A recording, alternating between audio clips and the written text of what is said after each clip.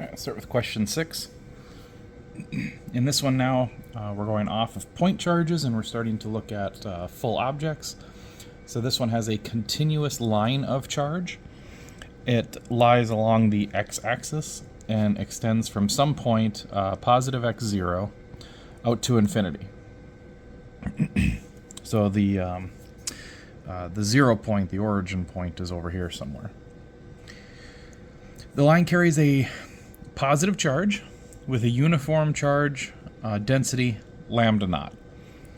Okay, so I know that it's going to be a positive charge, but I can't write positive Q. It needs to be charge density, so I have positive lambda for my charge. Let's see, what are A, what is the magnitude, and B, what is the direction of the electric field at the origin? So back at the x equals 0, y equals 0 origin. Okay, so for this one, since it's a continuous line of charge, our point charge equation for electric field, which is E is equal to KQ over R squared, doesn't work because this is supposed to be for point charges only. Okay, and if we look at this line charge, we can simplify it to make this work if we look at this line as being individual little tiny positive charges, positive point charges, just an infinite amount of them, infinitely small, and then we simply add them all up. So this point here, part of the continuous line charge, would have an electric field at the origin. Another point further out here would have a different electric field at the origin, and so on and so forth, all the way out to infinity. So how we do that is we're going to use an integral, and we're going to integrate over all these different little points, and then that way an integral is just adding up all of those sums. So we need to change our equation. Instead of being this, we need to be able to integrate it over all of these q's. Okay, so what we'll end up with is that E, the electric field, would then be the integral of K. K is a constant, so that remains the same. And we're going to take an infinitesimally small amount of Q, dq. And we'll put that over its radius squared, just like it's supposed to be. So each one of these little tiny q's will have a little bit of a different radius, and that's what we're going to sum up. So to figure out what else we can plug in here, we have to look at the charge density. So the charge density is going to be, if it's a line charge like lambda, it's going to be the total charge, Q, over the length. Okay, so that it's uniform. No matter what length you grab, there's the Q over, it'll have the same charge density as any other point on the line. To get this into something that we can use, this is simply just a fraction, Q over the total L. So if we take a small amount of Q, we need to take a small amount of L. Well, what's a small amount of this line? Well, it's on the x-axis, so it's a small amount of x. So we can have a very small amount of x dx.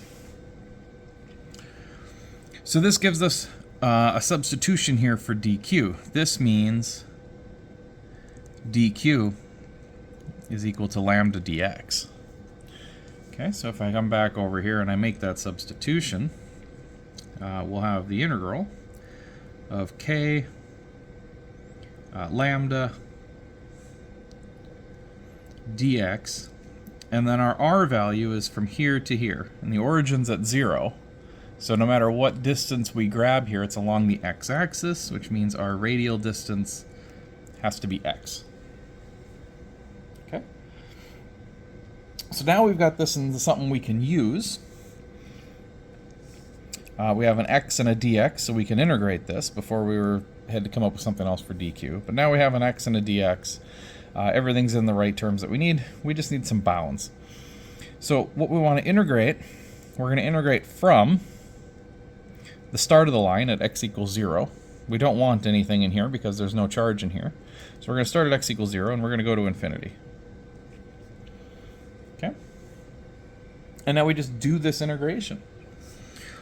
Couple things that can come out would be the constants. For instance, k can come out of this equation. Lambda says that it's a uniform linear charge density, so lambda is just a number. That can also come out, which means that we're only integrating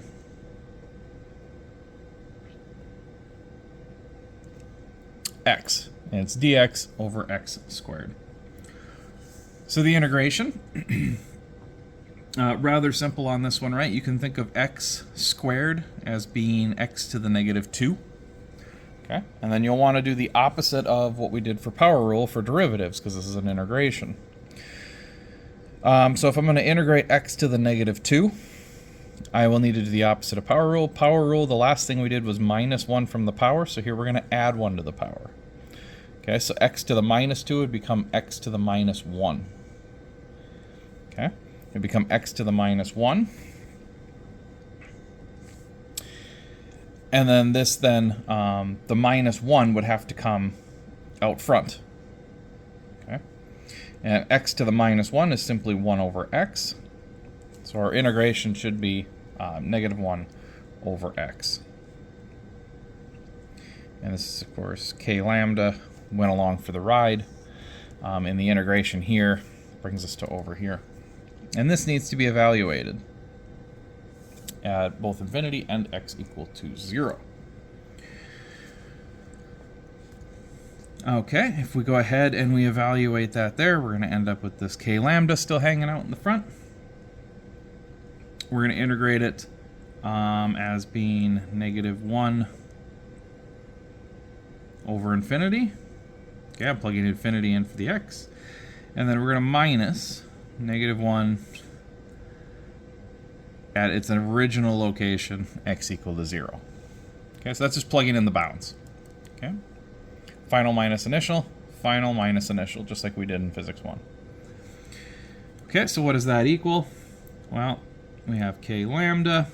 What's 1 over infinity? Well, negative 1 over infinity. Anything over infinity is basically a 0. So for this, we're going to get a 0, a minus a negative 1 turns this into a plus. Okay, so 0 plus this, it ends up being just 1 over x naught. Okay, 1 over x naught. So here we have k lambda over x naught. We need to, well, that's part A, we have its magnitude. Okay, it's part A, we have the magnitude there, but now we need to also determine its direction. And for that, remember, we have to come back to the problem and look at what we have going on. If this is positively charged, that means that this is going to be giving an electric field off in all directions away from it, including that direction. All right, so the direction on that, of course, would be then the negative x direction. Okay, negative x direction. And the units could be newtons per coulomb for electric field. So there's our answer, A and B.